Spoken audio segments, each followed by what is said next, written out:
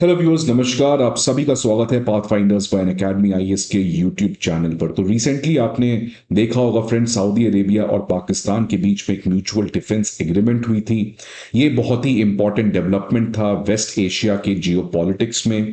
और जब से इसराइल और हमास के बीच में एग्रेशन चल रहा था, और उसके बाद जब इसराइल ने कतर के ऊपर अटैक करके एक सीरियस एस्केलेशन किया, क्योंकि कतर नो डाउट एक अमेरिका का स्ट्रॉन्ग एलाई पार्टनर है वहां पर।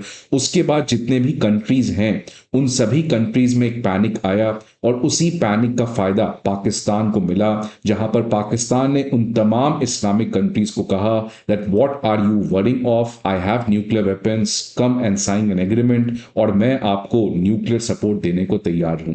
फ्रेंड्स, अब पाकिस्तान कितने हद तक न्यूक्लियर सपोर्ट दे सकता है, क्योंकि वो खुद ही आज डूबा हुआ है, ये तो समय बताएगा। बट इस समय पाकिस्तान की जो रेलेवेंस है वो मिडिल ईस्ट के जियोपॉलिटिक्स में काफी ज्यादा बढ़ रही है। इसको बहुत लोग इसराइल का ब्लंडर भी कहते हैं कि कतर के ऊपर अटैक करके इसराइल को फायदा क्या हुआ, इनफैक्ट नुकसान ज्यादा हुआ।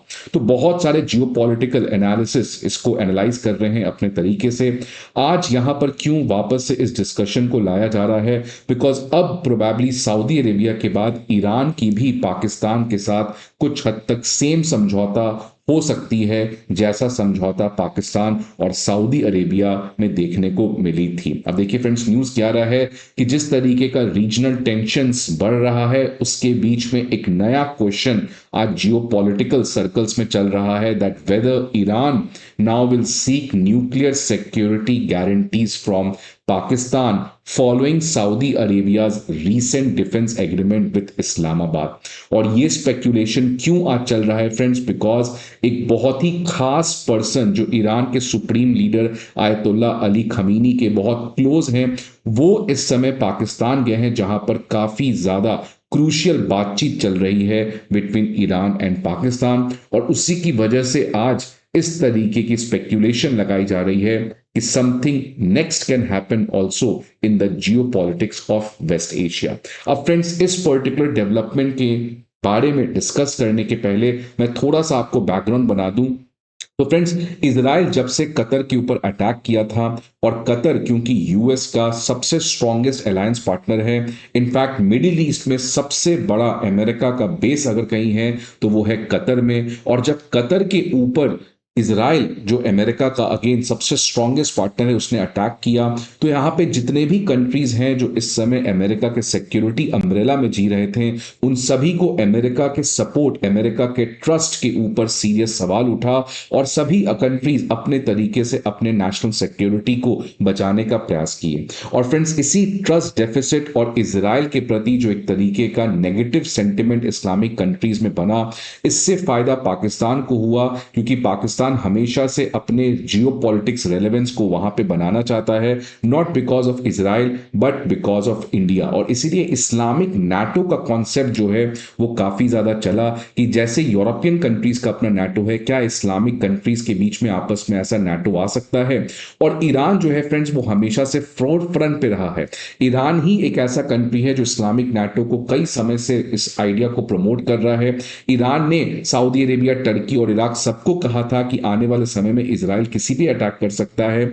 और इसी का रीजन भी है कि सऊदी अरेबिया और पाकिस्तान के बीच में डील हुआ था, और ईरान जो सऊदी के साथ उतना अच्छा रिलेशन नहीं है, because again Saudi is a Sunni country and Iran एक शिया बहुमूल्य का देश है। लेकिन इसके बावजूद ईरान जो है वो सऊदी और पाकिस्तान की डिफेंस पैक्ट को समझौता किया, बिकॉज ईरान के जो आयतुल्ला है उनका एक ही ऑब्जेक्टिव है, वेस्टर्न सिविलाइजेशन का नामो निशान मिडिल ईस्ट से हटा देना। इसलिए शॉर्ट टर्म टेंशन सऊदी के भूलकर लॉन्ग टर्म इंटरेस्ट के लिए ईरान जो है वो हमेशा से इस तरीके का कोई सिक्योरिटी अलायंस मिडिल ईस्ट में चाहता था। और अब फ्रेंड्स, उसी के बीच में एक बहुत बड़ी डेवलपमेंट होती है, जब पाकिस्तान के इंटीरियर मिनिस्टर सैयद मोहसिन नकवी, इस समय अली लारिजानी जो secretary of Iran supreme national security council हैं, इनके साथ इनकी मुलाकात हुई है, और बहुत सारे चीजों पे बातचीत हुई है, जिससे बायलैटरल टाइज को कैसे आगे बढ़ाया जाए, इसको लेकर दोनों कंट्रीज के बीच में आपस में बातचीत हो रही है। Just a second friends, sorry for this delay. Yes, तो फ्रेंड्स अगर मैं बात करूं तो ये जो क्रूशियल मीटिंग है, इस क्रूशियल मीटिंग में दोनों साइड्स ने एग्री किया है कि आने वाले समय में वो अपने पॉलिटिकल, इकोनॉमिक और सिक्योरिटी कोऑपरेशन को सिग्निफिकेंटली बढ़ाएंगे और खासकर एम्फेसिस दिया जाएगा बॉर्डर मैनेजमेंट, काउंटर टेररिज्म और रीजनल स्टेबिलिटी के ऊपर। ईरान के जो लीडर हैं फ्रेंड्स, इन्होंने क्या कहा इसके बारे में जरा बात करते हैं।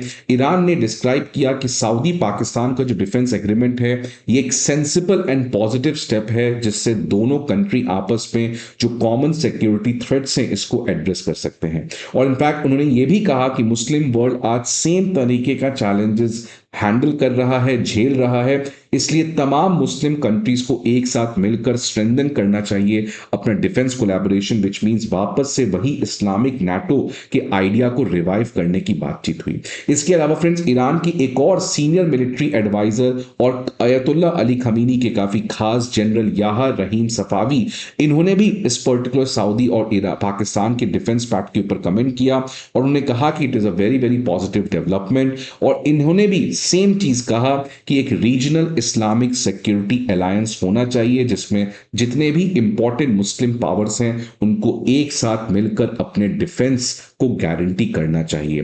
तो फ्रेंड्स ईरान के लिए एक तरीके से आप देखेंगे तो शॉर्ट टर्म में चीजें काफी ज्यादा अच्छी हो रही हैं, बिकॉज ईरान हमेशा से खुश था। जितना ज्यादा एंटी इजराइल फीलिंग यहां पे होगा उतना ज्यादा ईरान के लिए बेटर है, बिकॉज जिस तरीके से अब्राहम एकॉर्ड के अंदर सुन्नी कंट्रीज का इजराइल के साथ रिलेशन नॉर्मलाइज हो रहा था, ये आयतुल्ला को कभी पसंद भी नहीं था। तो फ्रेंड्स मिडिल ईस्ट में सब कंट्री कुछ ना कुछ कर रहे हैं, सबका पर्सपेक्टिव, प्रायोरिटीज अलग अलग है।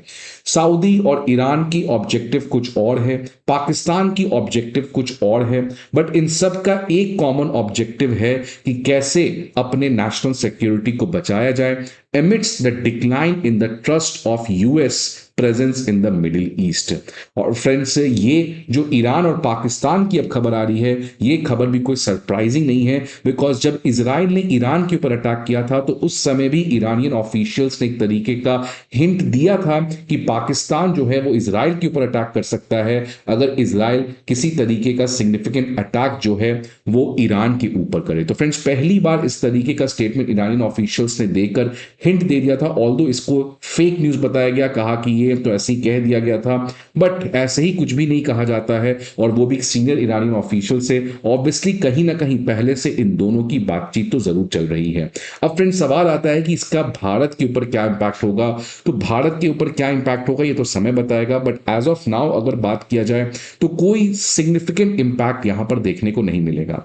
अगर सीरियसली सऊदी अरेबिया पाकिस्तान के साथ एग्रीमेंट किया था और दोनों अपने म्यूचुअल डिफेंस को एक साथ हैंडल करेंगे, तो सऊदी अरेबिया कहां था जब अफगान तालिबान ने पाकिस्तान के ऊपर इतना सिग्निफिकेंट अटैक किया। उस समय सऊदी का आप देखेंगे एक भी स्टेटमेंट नहीं है, इनफैक्ट सऊदी तो मेडिएशन की बात कर रहा था। तो फ्रेंड्स सऊदी और ईरान जो है वो इस तरीके के डिफेंस एग्रीमेंट को कर रहे हैं या करने जा रहे हैं, सच एज ईरान, उनका ऑब्जेक्टिव कुछ और है और वो कभी भी पाकिस्तान के लिए इंडिया के साथ अपने इंटरेस्ट को कॉम्प्रोमाइज नहीं करेंगे, कंसिडरिंग कि सऊदी अरेबिया और भारत की रिलेशन बहुत ही एक्सीलेंट है। और ईरान के साथ तो आपको पता है फ्रेंड्स, अभी जस्ट रिसेंटली हमें चाबहार पोर्ट को लेकर एक कंसेशन मिला है जिसकी वजह से हमें ईरान में और ज्यादा रिलेशन को बढ़ाने का एक मौका मिलेगा। So friends let's see, but एक बात तो क्लियर है कि इजराइल का कतर के ऊपर अटैक करने से मिडिल ईस्ट की जियोपॉलिटिक्स जो है वो अब सेम नहीं रहेगी। इसको इजराइल का ब्लंडर कहो या आप कुछ और कहो, इट्स अप टू यू।